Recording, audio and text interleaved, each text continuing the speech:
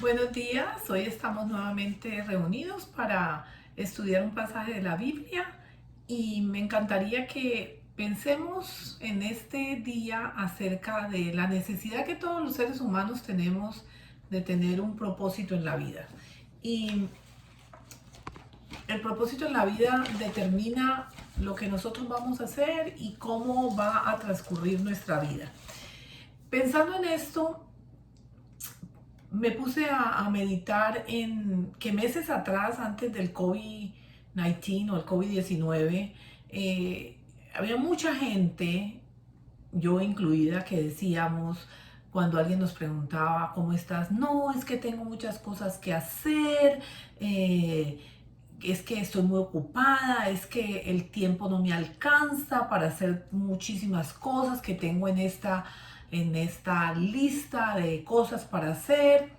Y siempre estábamos diciendo esto, y el hecho de tener que hacer muchas cosas podían crear en nosotros ansiedad, es verdad, pero también en un sentido podrían crear un poquito como de orgullo, de eh, como estar muy eh, orgullosos de nosotros mismos, porque era un sello, estamos cumpliendo el sello de la sociedad, de que somos personas importantes, necesarias, porque tenemos que hacer muchas cosas. Cuando llegó el COVID, entonces todo paró. Y ahora, con esta nueva realidad, debemos de reflexionar, porque el to-do list, las cosas para hacer, que se redujeron completamente, y mucha gente hizo, o todos hicimos una parada en seco en nuestras actividades, y empezamos a ver y a darnos cuenta que el estar ocupados no es necesariamente una señal de ser productivos o de estar haciendo las cosas que realmente son significativas. La ocupación no nos da el propósito. El estar ocupado no nos da un propósito. El propósito es algo más personal. Y nosotros hacemos y producimos en aras de ese propósito. Pero no las cosas que hacemos nos dan propósito. Y por esto, en estos momentos que estamos viviendo, hay muchas personas sin propósito, perdidos, frente a una realidad en donde el hacer era lo que los determinaba y no el ser en sí mismos. De dónde estaban afianzados y de dónde estaban bebiendo para poder vivir y sentirse productivos y sentirse activos y sentirse importantes y sentirse necesarios, se acabó. Y entonces están angustiados, están ansiosos, quieren volver a correr afuera, a hacer cosas para olvidarse de no pensar en que realmente el estar ocupados no es lo que les va a dar el sentido de vida. Jesús habló sobre el propósito, y para esto usó un pasaje y usó la parábola de la vid. Jesús habló sobre el propósito de vida. Y si tú buscas en tu Biblia, en Juan 15, desde el versículo 1 hasta el versículo 8, está una parábola que es la parábola de la vid verdadera. Y este texto dice así: yo soy la vid verdadera y mi padre es el labrador. Todo pámpano que en mí no lleva fruto, lo quitará, y todo aquel que lleva fruto lo limpiará para que lleve más fruto. Ya vosotros estáis limpios por la palabra que os he hablado. Yo soy la vid verdadera, dice en el versículo 1. Ese yo soy que nos está hablando así el Señor aquí indica la naturaleza y el carácter de Jesús. Él es el único, Él es el verdadero, Él es el que es y no hay otro. Si menciona una vid verdadera es porque podrían haber otras vides y otros labradores que no eran verdaderos, que no eran genuinos, que no eran, que eran engañadores. Pero Jesús llama la atención a sus discípulos diciéndoles, yo soy esa vid verdadera. Eh, esta, eh, esta afirmación de que Él es la vid verdadera implicaba y reconocía dos instancias en la vida que los discípulos y que la gente que los discípulos básicamente eh, lo estaba escuchando. En la vida de ellos tocaba dos niveles. El primero era el nivel de la cotidianidad, porque cuando él hablaba de la vid verdadera y se refería a la vid era algo muy conocido para ellos.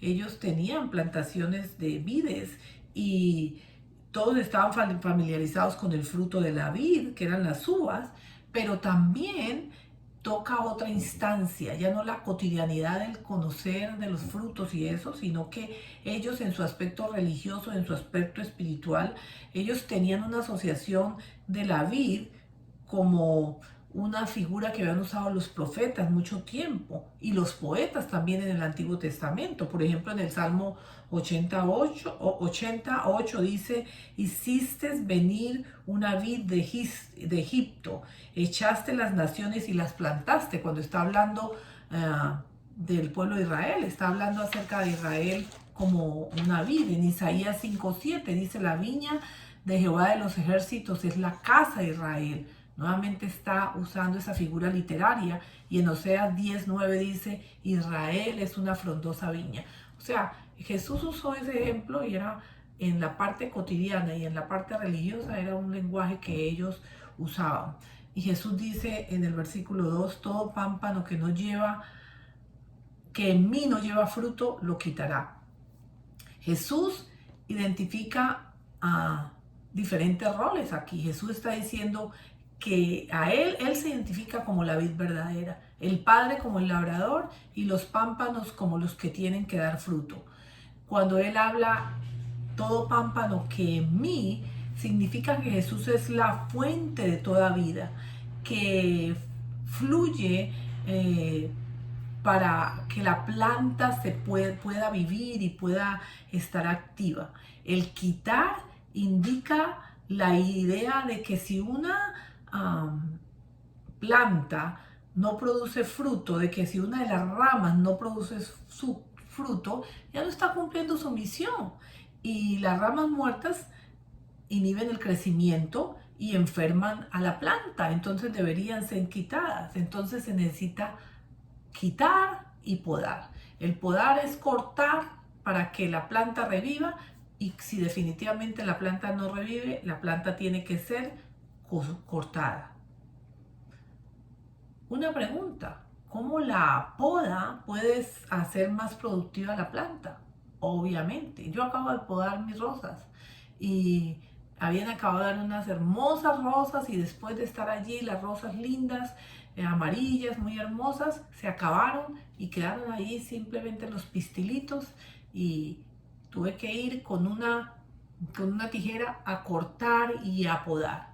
Pero, ¿saben? Hubo unas ramas que yo vi que había yo podado la vez anterior y que estaban secas. ¿Y sabes qué hice con esas ramas? Las tuve que quitar porque esas ramas no estaban ayudando al florecimiento de la planta.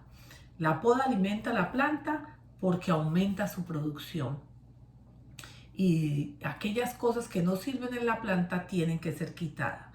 Y luego dice, ya vosotros estáis limpios. Y aquí me parece muy interesante que nosotros miremos que otros, yo creo que Jesús estaba hablando de que otros podían ser quitados, pero los que estamos en la vid solo seremos podados, pero nunca seremos arrancados. Para nosotros no es eso de que nosotros vamos a ser quitados, nosotros seremos podados. Pasaremos por cosas, pero nosotros no seremos quitados. Pero sí habrán esos falsos labradores, esas falsas yo soy, esos que se dicen que son y no son, que serán quitados porque no están realmente limpios, como dice la palabra del Señor aquí. Los discípulos seguían a Jesús, por lo cual ellos ya estaban arraigados a Jesús, ya estaban arraigados a sus promesas. pero los líderes y los sacerdotes corruptos que habían corrompido a Israel, esos no. Y no, que ellos no reconocían a Dios, ellos no reconocían que Jesús era el yo soy. Ese Jesús para ellos no tenía un significado y su mensaje no lo habían sentido que era pertinente ni adecuado para ellos. Entonces, aunque parece extraño que Jesús hable de esto y luego dice, pero vosotros ya estáis limpios, les está hablando de ellos y aclarando que ellos son parte de esas ramas que van a producir fruto. Luego, en el mismo texto de Juan 15, en el versículo 4 dice, permaneced en mí y yo en vosotros, como el pámpano no puede llevar fruto por sí mismo si no permanece en la vid, así tampoco vosotros si no permanecéis en mí.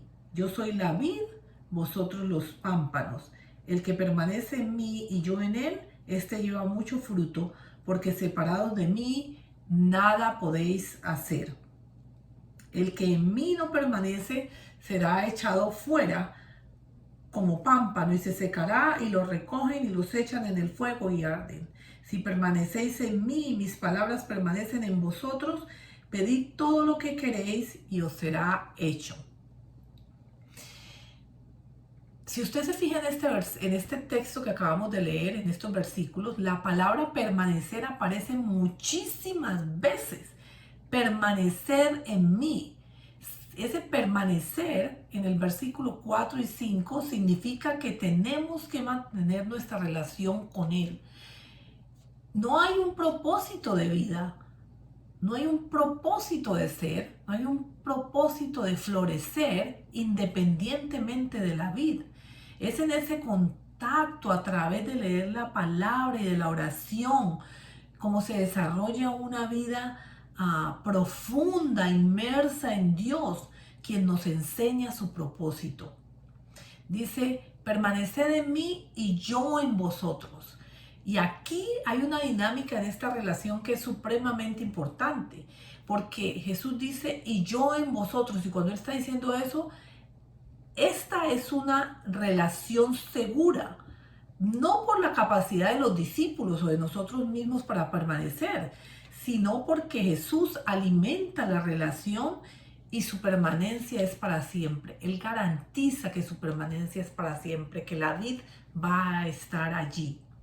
Dice en el siguiente párrafo, dice, como el pámpano no puede llevar fruto, separados de mí nada podéis hacer. Los creyentes verdaderos, nosotros tenemos que reconocer que no hay propósito real de vida, no hay actividades, no hay cosas, no hay una lista de cosas para hacer o de asociaciones en las que nos metamos o organizaciones en las que estemos o beneficencias en las que hagamos o roles que hagamos, nada que nosotros, frutos verdaderos que nosotros podamos producir, que nosotros podamos producir por nosotros solos. Nosotros no lo podemos producir por nosotros solos. Se requiere la relación vital con Jesús para producir un verdadero fruto. En los versículos 6 y 7 dice, el que en mí no permanece. Nuestro rol es permanecer pegaditos a la vid. Jesús produce el fruto a través de nosotros. Si no nos pegamos, no puede producir el fruto. Pero no somos nosotros los que producimos el fruto. Es la vid. Entra su savia y produce el fruto. La palabra dice, por sus frutos los conoceréis. Mateo y Lucas lo dicen muchas veces. Nuestro sello como hijos de Dios es nuestro fruto. No un fruto que producimos por nosotros mismos, sino un fruto del cual nosotros somos ese vehículo para producirlo, pero Jesús lo produce a través de nosotros. El propósito de Dios en mí se cumple, pero ese propósito por mí mismo no lo puedo cumplir, tengo que estar pegado a la vid. Una rama desgarrada es una rama enferma, una rama que va a morir porque cuando se desgarra, se arranca del tronco y ya no puede vivir. Pero una rama adherida, una rama pegada, una rama totalmente adherida al tronco es una rama saludable. Tú y yo arrancados de la presencia del Señor y alejados de la presencia del Señor, no podemos hacer nada, no podemos tener un verdadero propósito de vida.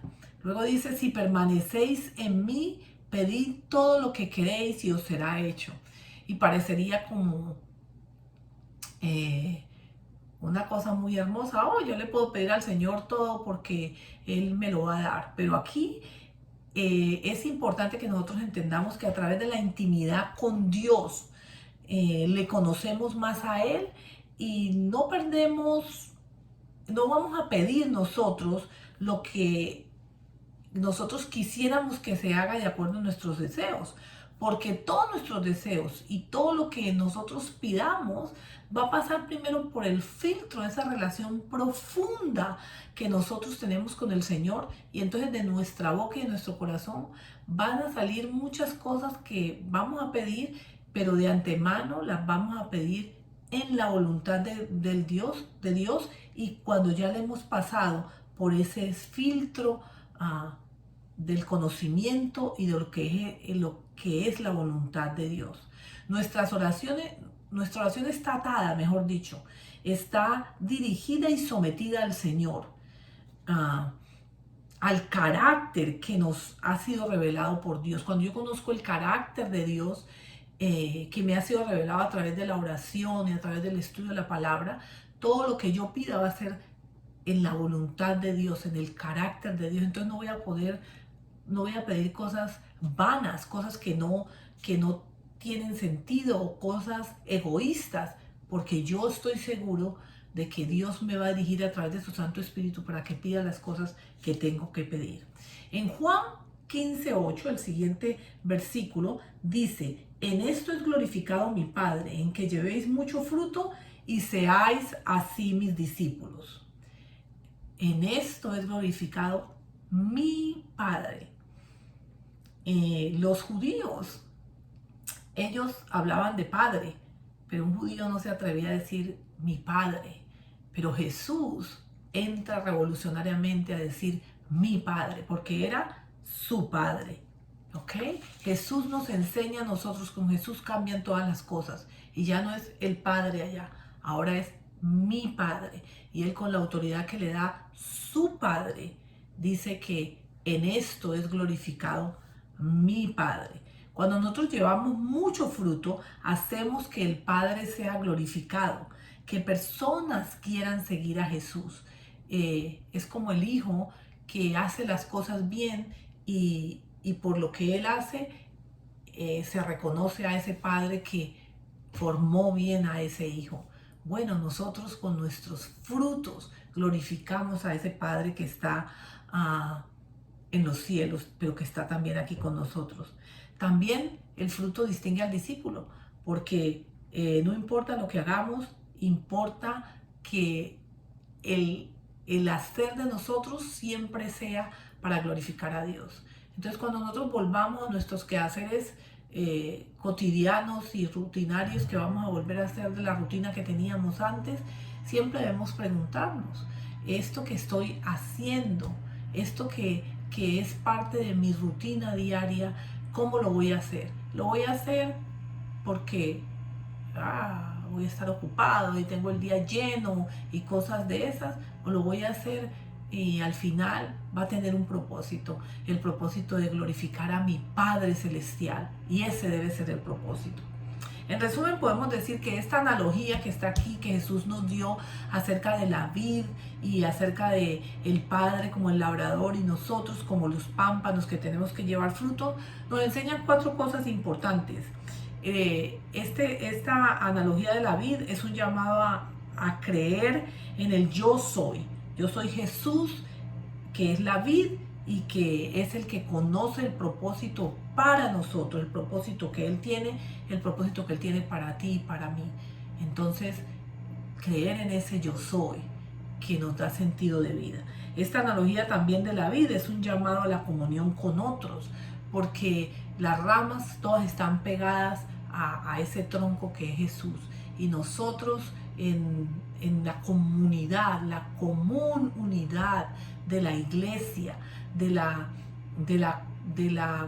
compañerismo cristiano, Nosotros estamos allí entretejidos en una conexión hermosa y el apoyo social y espiritual de los hermanos alrededor es súper importante. Un llamado a la comunión, a hacer nuestra parte. Nosotros damos nuestro fruto. Esta ramita da su fruto, pero la otra da su fruto. Y de una sola semilla, la semilla de la vid que se sembró, que es Jesús, salen muchos frutos que somos nosotros. También esta analogía es un recordatorio de Jesús y la salvación que Él nos da. Él resucitó y dio la salvación. Y como dice la palabra allí, permanece. Él permanece, si nosotros permanecemos y Él permanece. Esa salvación está allí, está dada y la vida está puesta. Y nosotros adheridos a esa vid y no vamos a ser quitados de allí. Y finalmente esta analogía de la vida es un recordatorio de que a través de nuestro estilo de vida fructífero, porque es que des mucho fruto, dice, podamos nosotros glorificar y exaltar el nombre de Dios. Y una cosa muy importante, con esos frutos que nosotros estamos presentando, captar la atención de otros para que otros quieran decir, yo quiero ir a esa vid, yo quiero pegarme allá, yo quiero beber de ese fruto, yo quiero beber de esa sábila, sábila que hay. Y yo sé que el fruto se va a dar. Hermanos, el fruto no depende de nosotros. Apégate al Señor, ponte juntito a Él, ora, lee la palabra, disfruta de la comunión diaria y continua con el Señor y los frutos van a venir como una consecuencia de esa relación. Mi oración es que seamos gente dependiente de la palabra para que podamos tener un propósito de vida claro y cada cosa que hagamos, ahora no tantas cuando estamos en nuestra casa, pero más adelante vamos a hacer muchas, pero que cada cosa la hagamos porque estamos cumpliendo el propósito de Dios para nuestra vida y entonces cada cosa la hacemos con el propósito de glorificar a Dios. Que el Señor les bendiga.